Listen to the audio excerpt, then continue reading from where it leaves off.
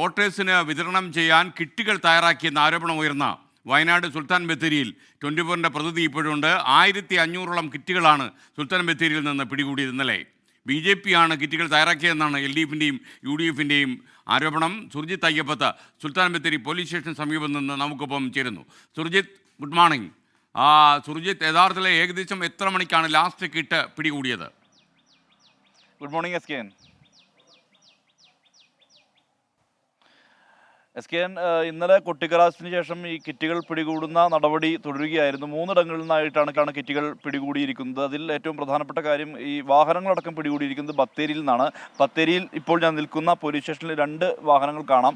ആ വാഹനങ്ങളിൽ കിറ്റുകൾ നിറച്ച നിലയിലാണ് നമുക്ക് കാണാൻ കഴിയുന്നത്. ഈ കിറ്റുകളിലുള്ളത് ഈ ഭക്ഷ്യ ഉൽപ്പന്നങ്ങളാണ് കിറ്റുകളിലുള്ളത്. അതിൽ ചായപ്പൊടിയുണ്ട്, ഒപ്പം തന്നെ പഞ്ചസാര, ബിസ്ക്കറ്റ്, റസ്ക്, 1/2 ലിറ്റർ വെളിച്ചെണ്ണ, 1/2 കിലോ സോപ്പ് പൊടി, ഒപ്പം ഒരു കുളിസോപ്പ്. അതുകൂടാതെ ഏറ്റവും പ്രത്യേകത ഈ വെറ്റിലയും അടക്കയും ചുണ്ണാമ്പും ഒക്കെയുള്ള മറ്റൊരു കിറ്റ് കൂടിയുണ്ട്. അങ്ങനെ ഇതെല്ലാം തന്നെ കൂട്ടിയിട്ടിരിക്കുകയാണ്. ഇത് ഇവിടുത്തെ ഒരു പൊതുവിതരണ സ്ഥാപനത്തിൽ നിന്നും ആണ് പോലീസ് പിടികൂടിയിരിക്കുന്നത്. പോലീസ് പിടികൂടിയത് ഇലക്ഷൻ ഫ്ലൈയിങ് സ്ക്വാഡിന് കൈമാറാനുള്ള നീക്കമാണ് ഇപ്പോൾ നടന്നുകൊണ്ടിരിക്കുന്നത്.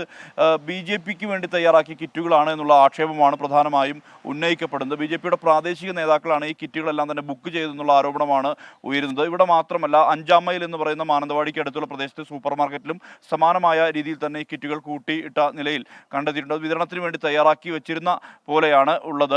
മാത്രമല്ല, ഈ കൽപ്പറ്റ മേപ്പാടി റോഡിലെ സമാനമായ രീതിയിൽ തന്നെ കൽപ്പറ്റ മേപ്പാടി റോഡിലെ ഒരു സൂപ്പർ മാർക്കറ്റിലും ഇതുപോലെ തന്നെ കിറ്റുകൾ തയ്യാറാക്കിയ കിറ്റുകൾ അവിടെ നിന്ന് പോവുകയും ചെയ്തു എന്നുള്ളതാണ് പറയുന്നത്. ഇന്നലെ T സിദ്ദീഖ് MLA ഉൾപ്പെടെയുള്ളവർ ആ പ്രദേശത്ത് അവിടെ എത്തുകയും അത് നമ്മളവിടെ പോയപ്പോൾ CCTV അടക്കം പരിശോധിച്ചുകൊണ്ട് പോലീസിന്റെ സാന്നിധ്യത്തിൽ പരിശോധിക്കുന്നുണ്ടായിരുന്നു.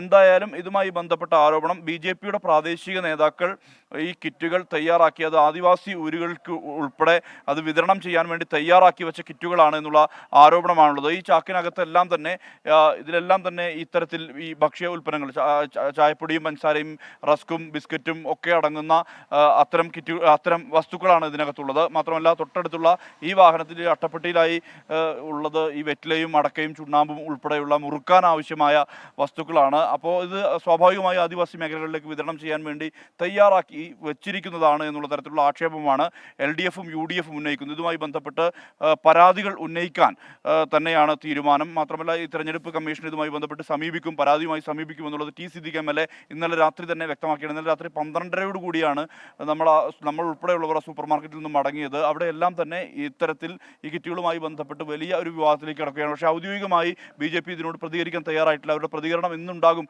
എന്നുള്ളത് തന്നെയാണ് അറിയാൻ കഴിയുന്നത്. SKN. Okay, thank U.